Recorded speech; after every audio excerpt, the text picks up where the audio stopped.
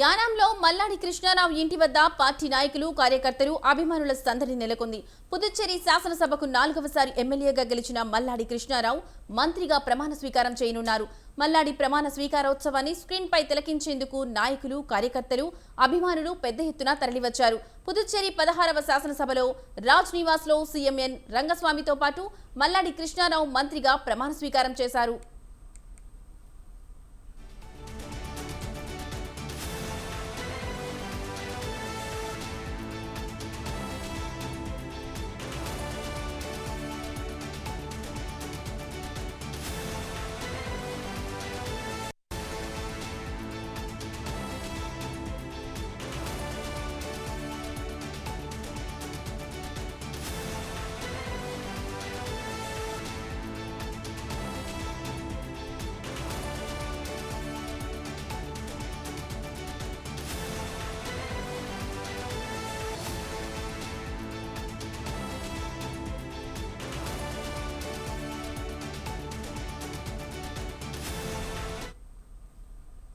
High court ఆదేశాలతో బతుకమ్మ కుంట వద్ద చిన్న పిల్లల ఆట వస్తువులు ఓపెన్ జిమ్ ను తొలగించడంతో స్థానికులు నిరసన వ్యక్తం చేశారు.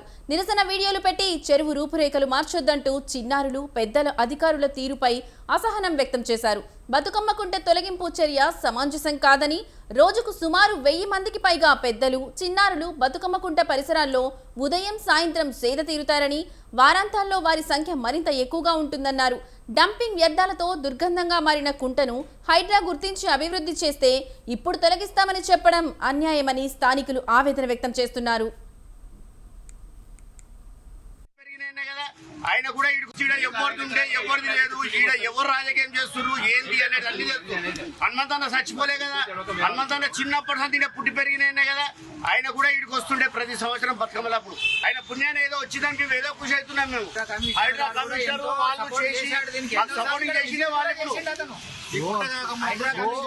వాడు కేసు లాదని కొట్లాడలేడు. వాడు ఇది ఖండం టు కోర్టులకు ఎందుకు డెవలప్ చేసి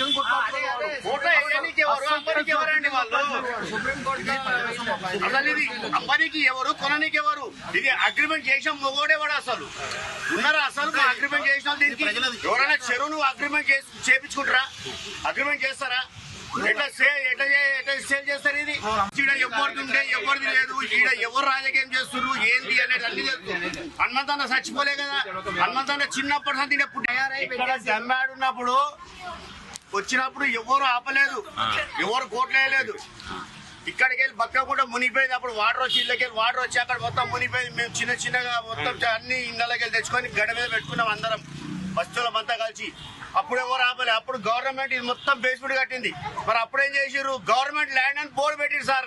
35-40 ఏళ్ళు వస్తుంది గవర్నమెంట్ ల్యాండ్ అని. ఏం చేసిరా? మరి అప్పుడేం చేసి ఇప్పుడు మొత్తం తీర్చిదిద్దినాక నాది అని పెట్టి అన్నం ముద్ద పెట్టుకొని తిన్నికి ఎవడపసం సార్? ఇది మాది, ఇది బతుకమ్మకుంటా ఎవరు రాని లేదు.